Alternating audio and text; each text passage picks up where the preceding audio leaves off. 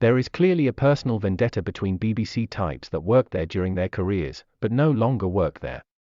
The sort of people that cannot undertake legitimate journalism activities as an independent, without needing to constantly hate and bring up the BBC.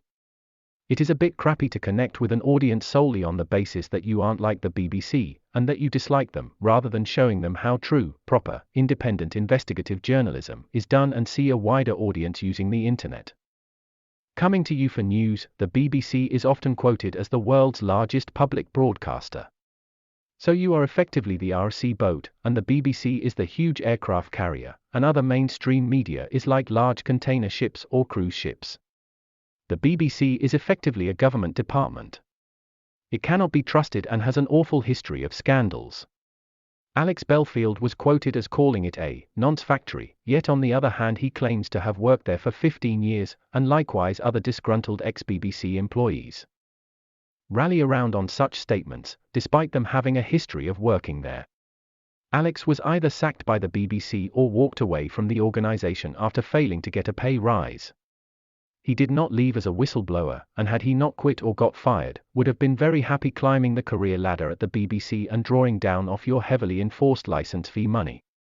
There is no evidence or suspicion that Alex Belfield is a paedophile. We are not accusing him of being one or suggesting he knew others at the BBC who were. This is a common pattern amongst people that have ceased working for the BBC, bringing up Jimmy Savile, Princess Diana or the salaries of stars that they had hoped to become and displace with time.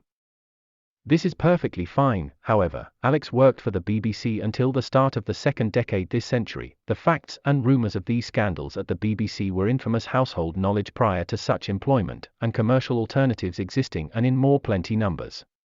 People like Alex still pressed ahead trying to crack the BBC enigma to success in order to succeed in terms of popularity and wealth, as in national TV and radio terms getting such a gig can be difficult to beat in the alternatives. And the top talent are extremely overpaid. Had he become concerned about the sorts of people that work there, emphasis on Alex working for multiple BBC local radio stations, over a wide period of time even if not continuous, he simply would have found commercial alternatives rather than going to BBC radio leads. There is something about Anna Brees. She is beautiful, has a nice accent and has a good sense of character about her when she speaks. What is hard to fathom is how sincere she is and what she stands for. The following is a clip from a video she posted to her channel yesterday but later deleted, but I downloaded. Word to the wise: you can't ever unpublish anything you put out online. I don't know if she fancies him, whether there is a secret society of ex-BBC employees or whether she is just following the hits and money. Maybe she feels she can convert Belfield followers into independent journalists using their mobile phones. I actually like the sound of that aim, if journalism rather than activism. Well, I know Alex, and I can't imagine. Can you possibly imagine what it's like to go to court and then be sentenced to prison? So he's just been taken. I thought he'd be on the air tomorrow, but voice of reason. I just can't believe it. I don't know how we're going to get round it. Hopefully he can do it from his prison cell, or we bring up enough petition to get him out. I was hoping that, this Gabby Cabby, he was the first one I watched on, hopefully tonight at 9 o'clock when he's live, he'll have a petition up. Because if he does, I'll be the first one to sign it. Yeah, but do you understand it? The victim statements. Have you looked at the victim statements? Yes, I have. And I've gone through it all. And okay. But they're men. Stand up and be a man. Don't be like a dandy-pandy limp wrist. If you've got something to say like I have, that's why I'm saying it to you. Just get it off your chest, say what you feel, like Alex always does. Well, it's difficult to be yourself, isn't it? Well, not for me, because perhaps I'm not a celebrity. Perhaps it is for Alex, and hopefully he'll get over this. He must be devastated at the moment, but hopefully if you can talk to him, please tell him he's got one follower that's 100% behind him. But I'm sure there's going to be a lot more of us. Thank you for talking to me. So I don't know what else I can say unless I go down to my MP and put a complaint in. The judge want to be ashamed. Are you happy to say who you are, where you live, and what you do or did? Here, I just find it all, everything. You can't even, you can't talk to anyone. No one, that's why I got rid of the TV. I thought, I'm not watching this rubbish, listening to their lies. I won't even turn it on.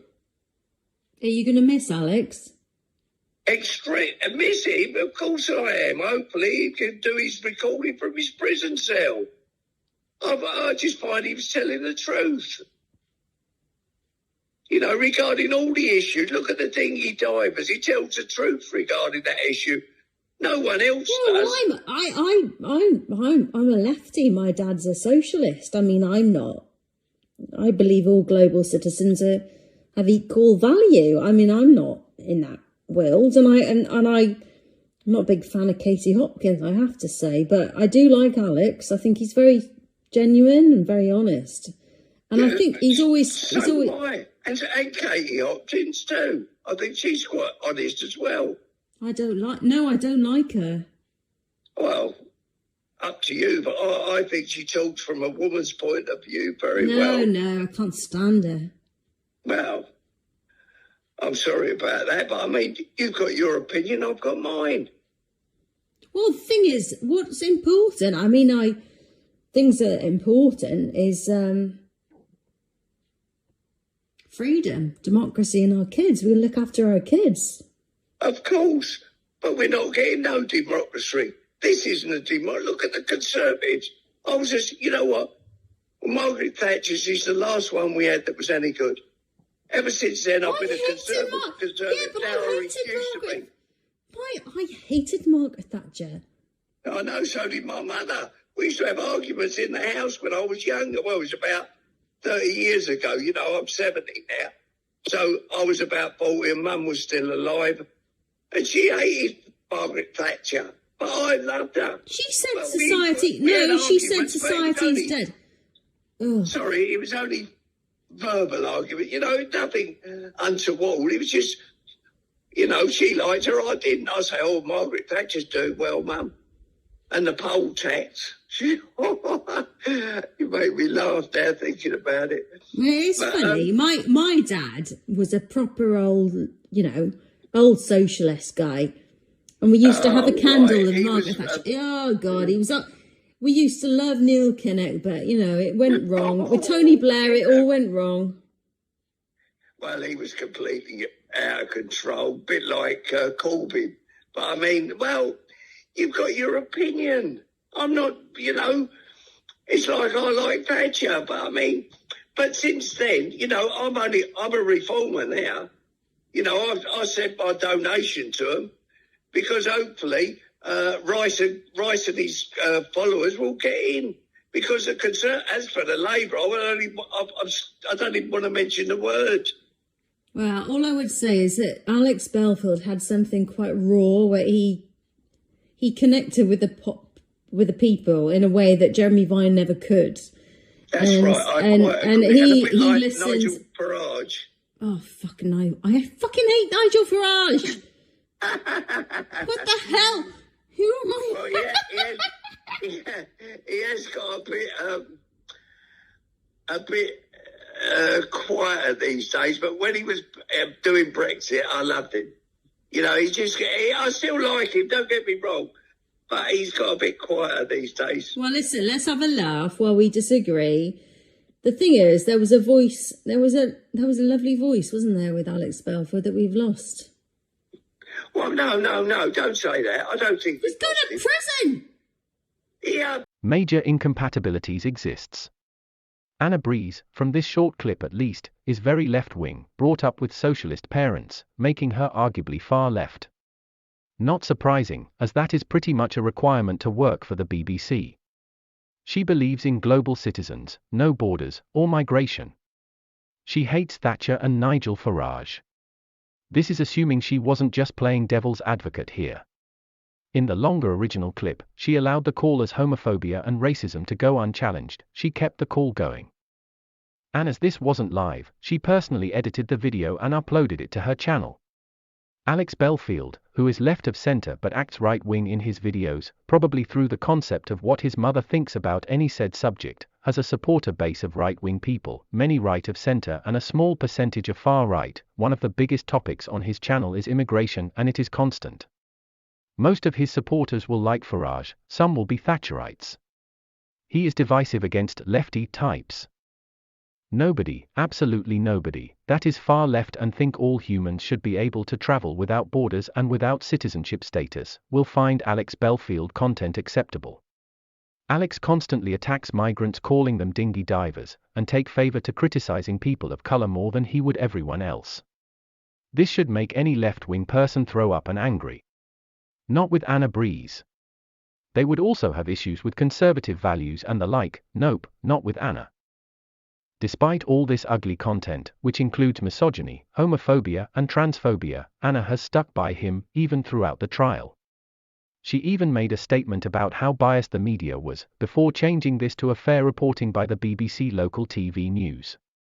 So, it makes me wonder if Anna Brees is in on Alex's fake channel beliefs, something he could have shared when they met in London, and over private communication before or since, or whether she has never watched a single video by him or scrolled his pages for the titles and clickbait thumbnails. The only explanation my brain can think of, and you can help me out in the comments if you like, is she will compromise on her values, as long as it destroys the BBC. Despite Alex's material up for everyone to see, despite the jury of his peers finding him guilty, despite the judge dismissing his claims that it was a BBC witch hunt, and despite the public news reports and sentencing statement highlighting his crimes, Anna Brees is willing for the public to be misled about the prosecution, as she thinks it will snowball into the defunding or closing down of her former employer, the BBC. What did the BBC do to Anna Brees? Why can't she let it go? She doesn't come across aggressive or a narcissist. I actually want the BBC shut down, but this isn't the way to go about it. Anna Brees attempts to fuel the fire for her own agenda by creating a false flag situation through misleading people. If she keeps it up, her YouTube channel needs to go. She is, in my eyes, just as bad as those helping Alex Belfield in his stalking. And the more she concentrates this issue, the more abuse these people will send to the victims, making the jailing of Belfield and the stalking orders irrelevant. Maybe it is time that disgruntled ex-BBC employees with such agendas are rounded up and jailed, or will that go against free speech?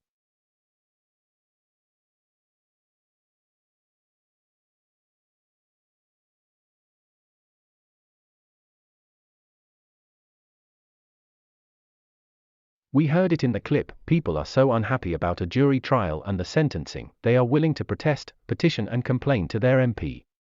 A legal system that is a result of democracy cannot be trumped by people thinking the law shouldn't apply to someone that they like, applying the law on a case-by-case basis. It is very much a double standard, where Belfield's followers and supporters may involve the police, or report posts to the platform for quote-unquote hurty words, but will be doing the exact same conduct, or worse, because they feel their opinions and angers matter. Anna Brees is certainly a few red flags.